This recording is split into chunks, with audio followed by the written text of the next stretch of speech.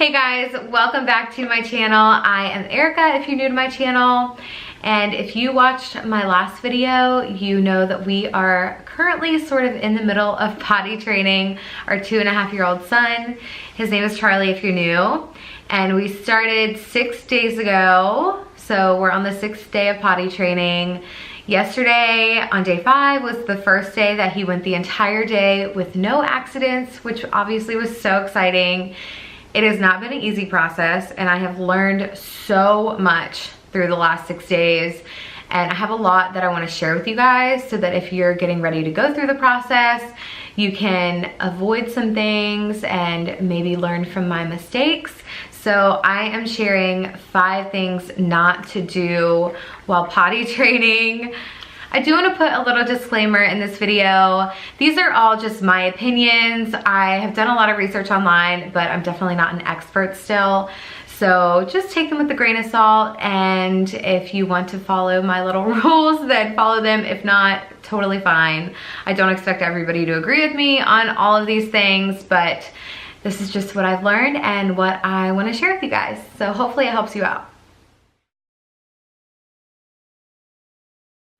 Okay, so if you watched my video documenting the first day of potty training, you probably know the first thing that I'm gonna say to avoid while potty training. It is don't give too many treats that might cause diarrhea in your little one on the first day of potty training. I am all for giving rewards for potty training. I think it's a great motivator to get them excited to go on the potty. I know that, well, I'm pretty sure that it would not have, potty training wouldn't have worked with our son without some kind of reward, but we ended up giving him 6 lollipops within the first like 2 or 3 hours of potty training on day 1, and he had diarrhea all afternoon. And although it gave him a lot of practice going on the potty, it was definitely a little bit traumatizing for both of us. So yeah, make sure that the reward that you're giving them, whether it's like 1 Skittle or an M&M, or it doesn't have to be a food reward. And I know not everybody does a reward, but if you choose to do a food reward, make sure it's something that will not give them diarrhea. So yeah, that's pretty self-explanatory. Let's move on to the second thing to avoid. The second thing that I would recommend avoiding while potty training is don't be inconsistent. Try to pick a time to start potty training when you can dedicate 100% of your time to potty training your toddler. I think that consistency and patience are 2 key factors in potty training success. And consistency, I mean, routines in general are really well received by toddlers, and I just think consistency in potty training is a key to success. So yeah, don't be inconsistent while potty training.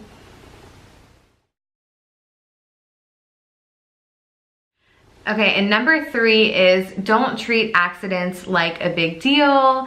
Accidents are just part of the process of potty training. It's gonna happen.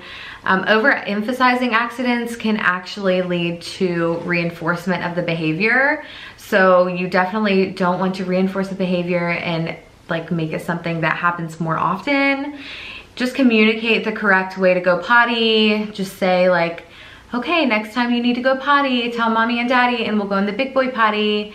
And maybe ask them the question, where does pee pee and poo poo go? I did that a lot in the first few days, and he learned that it went in the potty and not on the floor or in his underwear or anywhere else. So communication is key. Just try to keep the process as positive as possible for them. Of course, you're gonna get frustrated. I was definitely frustrated in those first few days. When my husband got home, I definitely had to tap out and let him take over a little bit because I was so drained. But just don't treat accidents like a big deal if you can avoid it.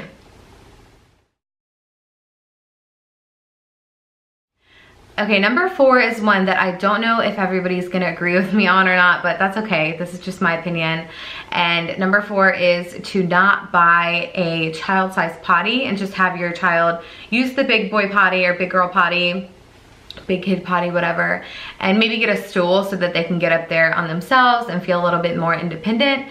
But this was a tip given to me by my aunt, who has worked in a preschool for a long time. She's been at this preschool for a long time, and she had some really good tips, and this was definitely my favorite that she gave me.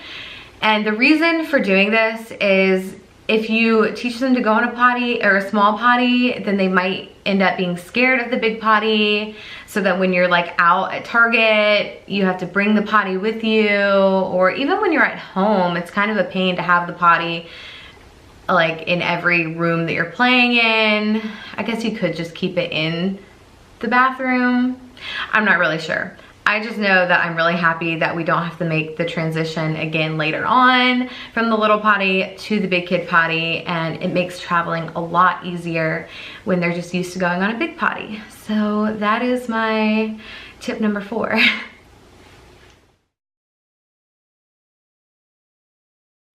Okay, my 5th and final thing to avoid while potty training is, don't limit yourself to just one method.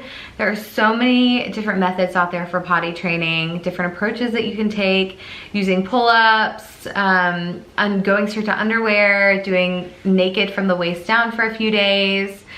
But I think that you should just utilize all the different methods out there, maybe mix and match to see what can work best for your specific child. And if you have to switch it up halfway through, then switch it up halfway through and don't feel guilty about it.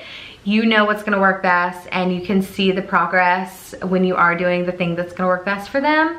So that is my final tip.